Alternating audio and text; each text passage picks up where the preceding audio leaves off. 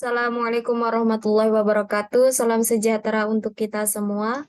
Salam Om Swastiastu, Namo Buddhaya, salam kebajikan. Halo, perkenalkan kami dari kelompok 8. Saya Elsa Toharoh Putri. Oh, saya Arini. Saya Rifki Galuh Yuliawan. Di sini kami akan membahas tentang sistem informasi pendaftaran dan antrian pasien klinik X. Oke. Di sini saya akan membacakan ilustrasi pada sebuah klinik X.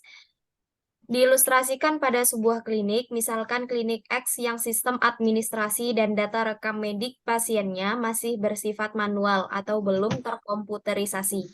Jika seorang pasien ingin berobat atau memeriksakan kesehatannya kepada dokter di klinik tersebut, sebelumnya pasien harus mendaftar ulang dengan menyerahkan kartu pasien ke bagian administrasi. Tetapi bagi pasien baru yang belum pernah berobat di klinik tersebut, pasien baru itu harus mendaftar terlebih dahulu untuk didata dan mendapatkan kartu pasien. Setelah mendaftar ulang pasien, menunggu di ruang tunggu sampai bagian administrasi mempersilahkan pasien masuk ke ruang pemeriksaan untuk diperiksa oleh dokter. Dokter memeriksa pasien dan hasilnya ada sebuah diagnosa penyakit dan sebuah catatan resep yang berisi obat-obatan yang akan diberikan kepada pasien untuk menyembuhkan penyakit pasien tersebut. Catatan dari dokter yang berisi diagnosa penyakit pasien dan catatan resep pasien itu nantinya akan disimpan oleh bagian administrasi dan akan dibedakan tiap pasiennya. Data-data pasien tersebut nantinya bisa digunakan untuk pemeriksaan lebih lanjut atau jika pasien yang sama kembali berobat ke klinik itu.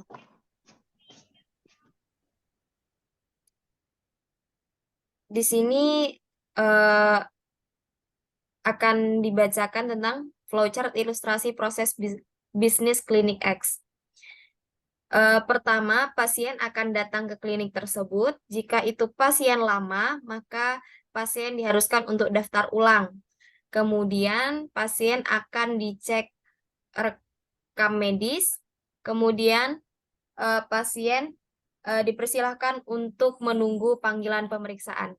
Jika pasien baru yang datang ke klinik tersebut, mereka akan diarahkan untuk registrasi atau pendaftaran terlebih dahulu. Mereka akan diarahkan untuk registrasi dan pendaftaran terlebih dahulu. Kemudian membuat rekam medis dan pasien dipersilakan untuk menunggu panggilan pemeriksaan. Dari pasien tersebut yang telah menunggu pemeriksaan, mereka akan diperiksa oleh dokter.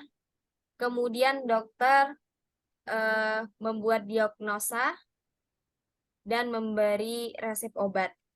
Pasien akan mendapatkan resep obat, sedangkan administrasi memperbarui rekam medis pasien. Kemudian pasien telah menerima obat. Oke, selanjutnya akan dibahas oleh Mbak Arini. Di sini saya akan mencoba untuk menjelaskan mengenai analisa permasalahan yang dihadapi oleh klinik X.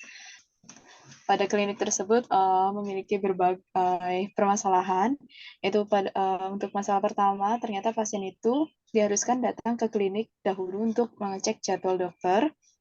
Kemudian yang kedua, pendaftaran yang dilakukan pasien itu harus dilakukan secara sinkron, sehingga rawan mendapati tumpukan antrian, terlebih jika jarak dari rumah ke klinik itu jauh. Kemudian seluruh proses antrian itu mengharuskan pasien itu menunggu di tempat. Pasien tidak dapat memprediksi waktu pengambilan obat di apotek. Dan terakhir, arsip manual yang dilakukan oleh pihak administrasi itu cenderung mudah rusak atau hilang, serta tidak efisien tempat dan waktu. Kemudian, kami menawarkan solusi, baik itu dari pihak pasien maupun administrasi. Untuk pihak pasiennya itu sendiri, ternyata kami menawarkan pendaftaran berobat pasien itu dapat dilakukan secara online. Kemudian nanti pasien itu akan mendapat nomor antrian secara online juga. Pasien dapat mengecek ke jadwal ketersediaan dokter yang terupdate. Dan terakhir, pasien itu dapat mengetahui estimasi waktu pemeriksaan oleh dokter. Kemudian untuk pihak administrasi, data yang tersimpan di cloud storage itu dapat lebih mudah diakses dan lebih efisien. Kemudian administrasi juga dapat memverifikasi, maksud saya dapat memvalidasi pasien yang telah terdaftar sebelumnya di sistem. Kemudian pihak administrasi dapat mengubah status pasien yang telah diverifikasi dan divalidasi sebelumnya. Kemudian lanjut ke bagian requirement gathering. Requirement gathering ini merupakan tahap pengumpulan requirement yang dipandang, yang dilihat dari berbagai aspek, yaitu ada aspek bisnis, fungsional, dan non-fungsional. Untuk dari aspek bisnis itu sendiri, diharapkan nanti sistem yang akan dibuat itu dapat mengurangi antrian di tempat pendaftaran pasien hingga 50%, kemudian dapat meningkatkan pelayanan administrasi hingga 50% juga, dan terakhir itu diharapkan dapat terciptanya lingkungan yang terkomputerisasi sehingga proses penyimpanan dan pendistribusian data dapat lebih efisien dan mudah. Selanjutnya dari aspek functional requirement-nya itu, kami menentukan kira-kira apa aja yang dibutuhkan maksud saya apa saja yang dapat dilakukan oleh sistem. Misalnya untuk nanti di sistem itu terdapat menu register, login, medical registration, homepage, sama validating user. Untuk menu register user, nanti diharapkan itu sistem membutuhkan username dan password serta nomor handphone. Kemudian sistem bisa mengecek ketersediaan username, dan terakhir sistem bisa mengirimkan kode verifikasi ke perangkat pasien. Selanjutnya, untuk menu login user, sistem diharapkan membutuhkan username dan juga password, sama seperti di menu register. Sistem memeriksa keberadaan akun user yang diinputkan, dan terakhir sistem bisa mengirimkan kode ke perangkat pengguna untuk proses autentikasi login. Setelah berhasil melewati tahap tadi, kemudian nanti user itu akan melihat homepage di mana sistem ini bisa menampilkan daftar antrian pasien klinik secara keseluruhan, kemudian sistem bisa menampilkan daftar poliklinik yang tersedia, dan terakhir sistem itu bisa menampilkan data rekam medis user yang bersangkutan. Setelah masuk ke homepage, kemudian ketika si pasien ini mau mendaftar berobat, maka diarahkan ke menu medical registration, di mana sistem itu nanti akan meminta informasi seputar pasien seperti nama, alamat, nomor handphone, tanggal berobat, atau nomor asuransi kesehatan jika ada. Kemudian sistem itu bisa menampilkan jadwal dokter yang tersedia pada poli yang dipilih. Setelah memilih poli yang akan dikunjungi, sistem itu akan bisa mengenerate nomor antrian secara otomatis jika user telah memilih dokter yang diinginkan. Setelah itu, nanti sistem itu akan memperlihatkan status user, misalnya seperti apakah itu menunggu validasi data, menunggu panggilan antrian, sedang diperiksa dokter, menunggu pengambilan obat, atau bahkan selesai. Jika semua proses tadi itu sudah dilakukan oleh pasien atau user. Kemudian untuk dari pihak administrasi kurang lebih nanti akan sama dari seperti yang dilakukan oleh user, tapi tambahannya mungkin nanti akan ada yang namanya menu validating user, di mana sistem itu akan menampilkan data antrian pasien secara keseluruhan, kemudian sistem itu akan menampilkan pilihan pengubahan status user, misalnya seperti setuju divalidasi, atau menunggu panggilan antrian, sedang diperiksa dokter, menunggu panggilan obat, atau bahkan selesai. Setelah itu, sistem itu bisa menampilkan data pasien yang terdaftar disertai rekam medisnya, dan terakhir itu bisa memperbarui rekam medis pasien. Untuk aspek non-functional requirement-nya itu, yang mana kita itu menentukan kualitas sistem yang akan dibuat. kira-kiranya itu ada 4 aspek, yaitu dari aspek operasional, performance, security, dan cultural and political. Kalau misalnya dari aspek operasional, itu sistem itu diharapkan bisa beroperasi di perangkat Windows dan Android.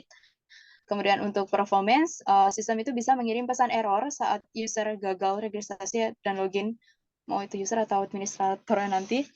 Kemudian sistem itu bisa mengirim kode verifikasi dan autentikasi user selambat-lambatnya 2 menit. Yang ketiga, sistem itu bisa mengupdate data otomatis antara database dengan komputer. Dan yang terakhir itu sistem bisa menampilkan pesan pop-up klinik sedang ramai misalnya ke user saat jumlah pasien yang terdaftar di hari itu melebihi 20 pasien. Dari sisi keamanan atau security, kira-kiranya hanya administrator yang dapat mengakses seputar data pasien.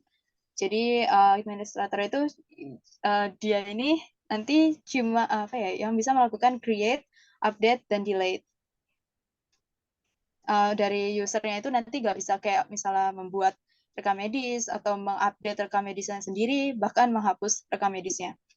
Cuman pihak administrator atau pihak klinik saja yang bisa melakukan. Kemudian terakhir dari sisi cultural and political, kira-kiranya nggak akan ada kebudaya atau politik requirement atau requirement dari sisi politik dan budaya yang terlibat dalam sistem ini. Selanjutnya. Berikut adalah use case diagram dari aplikasi sistem informasi klinik. Pertama, dimulai dari menu autentikasi yang terdiri dari login, register, dan verifikasi data. Kemudian ada juga fitur berobat, yaitu membuat jadwal berobat yang menghasilkan nomor antrean, dan sebelum menghasilkan nomor antrean, dia harus divalidasi terlebih dahulu oleh administrasi. Yang ketiga ada proses pemrosesan data, yaitu data pasien dan rekam medis. Data pasien dapat dilihat oleh pasien, administrasi, dan dokter. Kemudian rekam medis juga bisa dilihat oleh ketiganya, namun untuk proses membuat dan memperbarui hanya bisa dilakukan oleh administrasi atau administrator. Untuk lebih jelas lagi, mari mari kita baca tabel penjelasan use case diagram. Yang pertama adalah fitur register. Aktor dari register adalah pasien. User bisa melakukan pendaftaran ke aplikasi berdasarkan data diri yang diminta. Normal course-nya adalah menginput data diri. Untuk precondition-nya, user belum mempunyai akun sama sekali, dan post condition-nya memproses data user yang telah di-input pada pendaftaran untuk diverifikasi terlebih dahulu. Selanjutnya, ke bawah, ada verifikasi data pasien. Aktor dari fitur ini adalah pasien dan sistem. Sistem melakukan verifikasi data pasien yang mendaftar. Normal course-nya adalah mengecek, contoh misalnya seperti mengecek nomor induk kependudukan pasien. Precondition-nya adalah pasien telah melakukan registrasi. Untuk post condition-nya, pasien dapat melakukan autentikasi atau login ke aplikasi untuk mengakses fitur-fitur yang ada di aplikasi. Oke, kita bahas fitur login. Aktor dari fitur login adalah pasien dan administrasi atau administrator. User melakukan autentikasi ke aplikasi dengan akun yang telah dimiliki. Normal course-nya adalah menginput username dan password. Untuk precondition-nya, user melakukan registrasi akun. Sedangkan post condition-nya, user dapat mengakses menu fitur atau aplikasi. Kemudian ada fitur buat jadwal berobat. Aktor dari fitur ini adalah pasien dan sistem. Deskripsinya, pasien membuat jadwal dan sistem membuat dan sistem membuat nomor antrian. Normal course-nya yaitu pasien menentukan poli, tanggal, dan dokter. Untuk preconditionnya, pasien telah melakukan autentikasi. Eh, Selanjutnya, untuk post conditionnya, administrator melakukan validasi data untuk berobat. Lalu ada fitur validasi data berobat. Aktornya adalah administrasi. Administrator melakukan eh, validasi data yang diminta oleh validasi data permintaan berobat pasien. Normal course-nya adalah mengecek data diri pasien tersebut. Precondition-nya, pasien telah membuat jadwal berobat. Lalu untuk post condition-nya, nomor antrian dapat dibuat atau di-generate. Yang ke-6, yaitu nomor antrian. Aktor dari fitur ini adalah pasien dan sistem. Sistem membuatkan nomor antrian secara otomatis. Normal course-nya adalah melihat informasi antrean. Precondition-nya, pasien membuat jadwal berobat terlebih dahulu. Lalu untuk post condition-nya, pasien dapat mengantre untuk berobat. Kemudian fitur yang ke-7 yaitu membuat atau memperbarui rekam medis. Aktor dari fitur ini adalah administrator. Administrator bisa melakukan aktivitas CRUD atau CRUD untuk create, read, update, dan delete mengenai data pasien dan rekam medis. Normal course-nya adalah CRUD data pasien. Precondition-nya, pasien sudah diperiksa oleh dokter. Kemudian untuk post condition-nya, data pasien terbaru dapat dilihat di sistem atau aplikasi. Yang terakhir, melihat atau mengambil data pasien dan rekam medis. Aktor di sini adalah pasien, administrator, dokter, dan sistem. User dapat melihat data diri dan rekam medis pasien. Khusus untuk pasien, data diri dan rekam medis yang bisa dilihat adalah data dari pasien itu sendiri. Kemudian untuk normal course-nya, sistem menampilkan data pasien. Precondition-nya yaitu pasien sudah dibuatkan rekam medis dan post condition-nya data dapat diperbarui lagi jika dibutuhkan.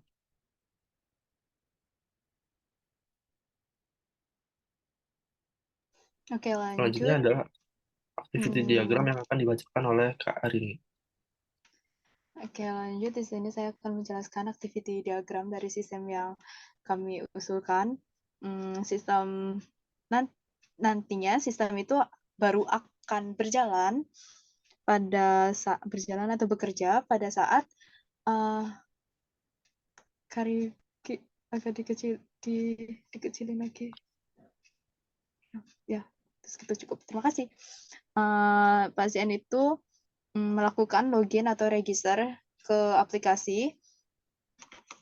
Setelah itu nanti sistem itu akan memvalidasi data pasien, kemudian akan menyimpan data pasien. Setelahnya, pasien akan diarahkan untuk memilih jenis poli, dokter, dan tanggal berobat. Kemudian oleh pihak administrasi nanti datanya itu akan divalidasi, data berobatnya. Kemudian nanti oleh sistemnya itu akan dibuatkan nomor antrian baru. Kemudian pasien selanjutnya akan mendapatkan nomor antrian. Setelah tadi pihak administrasinya itu memvalidasi data berobat, nanti oleh sistem itu akan dicarikan data dan rekam medis pasien. Setelah dicarikan, kemudian nanti pihak administrasi akan mendapatkan data dan rekam medis pasien. Kemudian data tadi itu akan diberikan ke dokter. Dokter itu akan mendapatkan rekam medis, kemudian dokter akan memeriksa pasien. Maksud saya nanti pasiennya itu akan masuk ke ruang pemeriksaan, kemudian Nanti pasien akan diperiksa, lalu dibuatkan diagnosa beserta resep obat, dan pihak administrasi otomatis akan memperbarui rekam medisnya. Dan sistem kemudian akan menyimpan rekam medis terbaru dari pasien.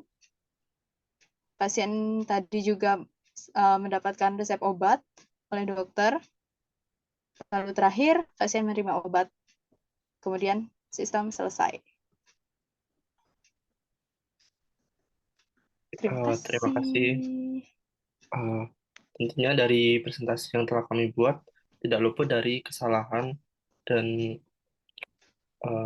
atas perhatiannya kami Kekurangan. ucapkan terima kasih. Baik. Assalamualaikum warahmatullahi wabarakatuh.